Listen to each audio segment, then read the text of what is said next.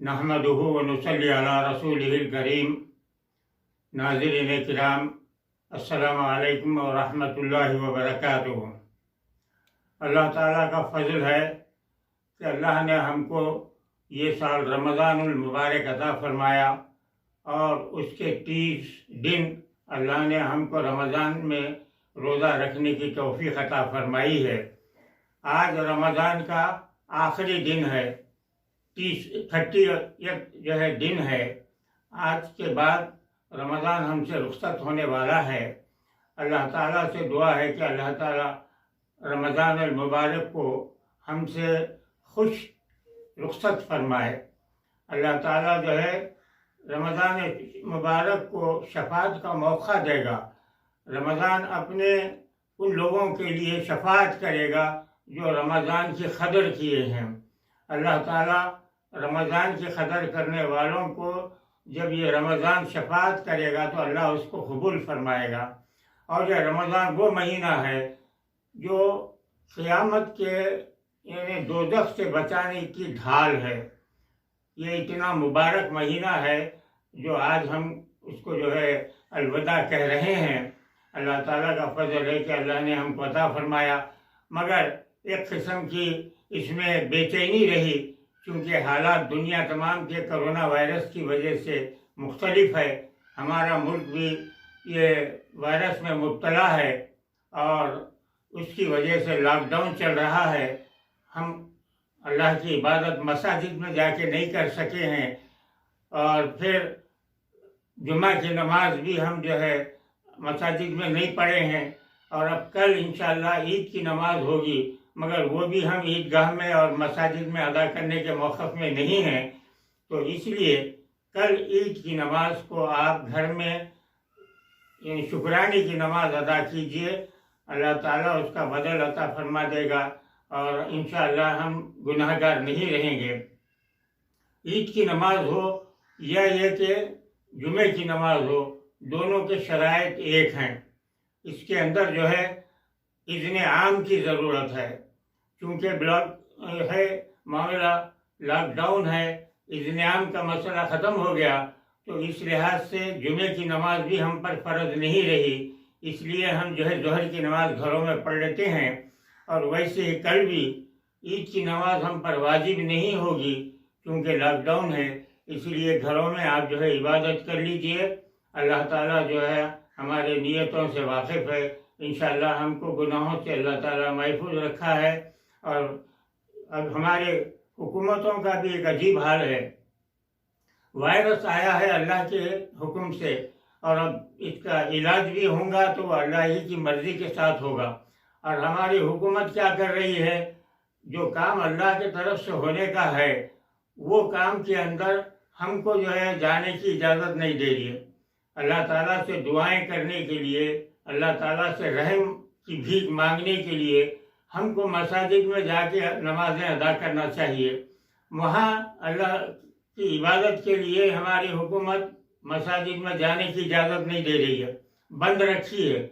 और उल्टा मामला है, देखिए आप शराब खानों को खुला रखे हैं। यानी जहाँ अल्लाह का गज़ब है वो मामला खुला है, जहाँ अल्लाह की जो रहमत आ सकती है उसको बंद करके रखे हैं। कि अजीब हाल है, उल्टी गंगा बह रही है गुलशन इजाद में, शाख गुल पर जाग है बुलबुल कफ़े सयाद में। ये मामला हो गया है।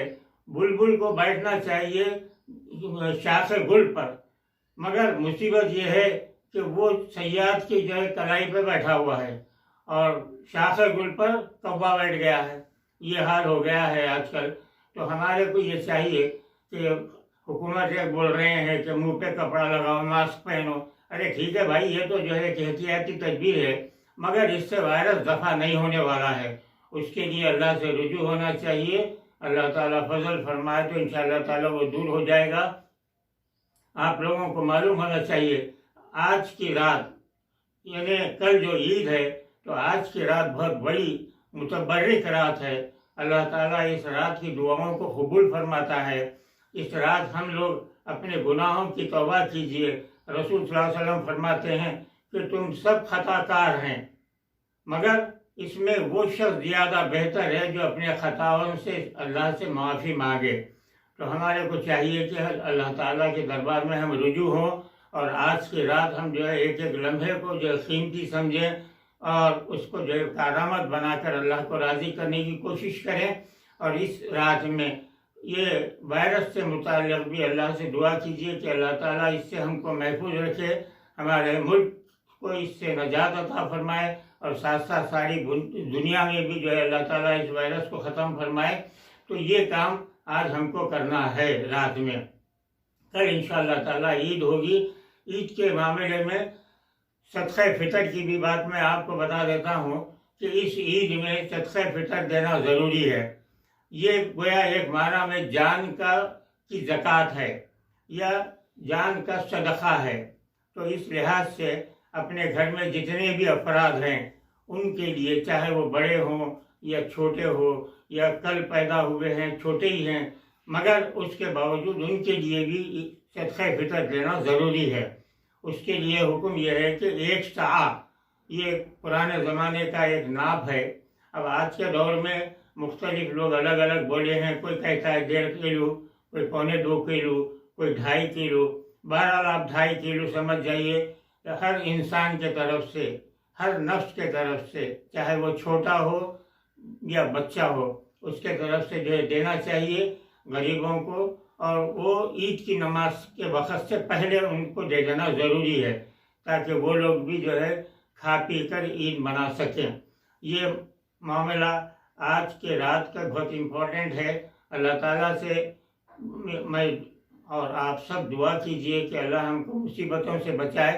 آخر میں تمام مسلمانوں کو عید کی مبارکبادی پیش کرتا ہوں، اور اللہ سے دعا گو ہوں کہ اللہ تعالیٰ جیسا ہم کو نیک توفیق عطا فرمائے رمضان شریف میں، اسی طرح سے ہم کو آئندہ کی زندگی میں بھی اللہ تعالیٰ عبادتوں کی توفیق عطا فرمائے۔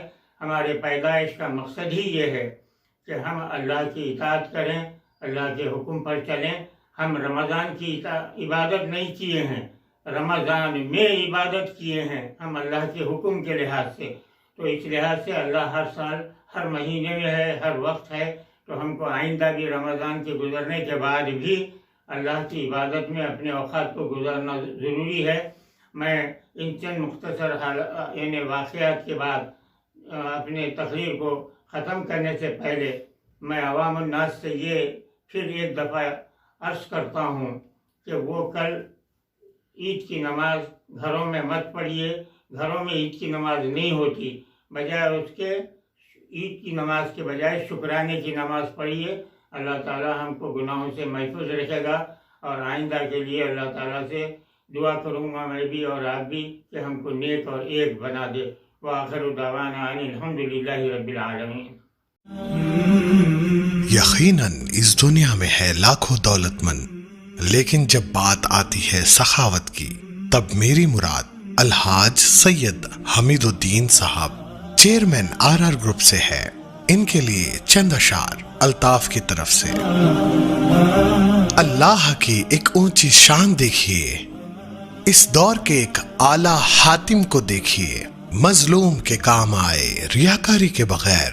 سخاوت کی ایک اعلیٰ مثال دیکھیے، مصیبت زدہ لاچار بیواؤں پر اپنی دولت کو ان پر نثار دیکھیے۔ حیران ہے حکومتیں اور یہ زمانے والے، صرف تنہا انسان کی سخاوت دیکھیے۔ دیتا ہے یہ ایمان مشورہ، اے الطاف، جنتی کو دیکھنا ہے تو سید حمید الدین صاحب کو دیکھیے۔ اللہ کی ایک اونچی شان دیکھیے، اس دور کے ایک اعلیٰ حاتم کو دیکھیے۔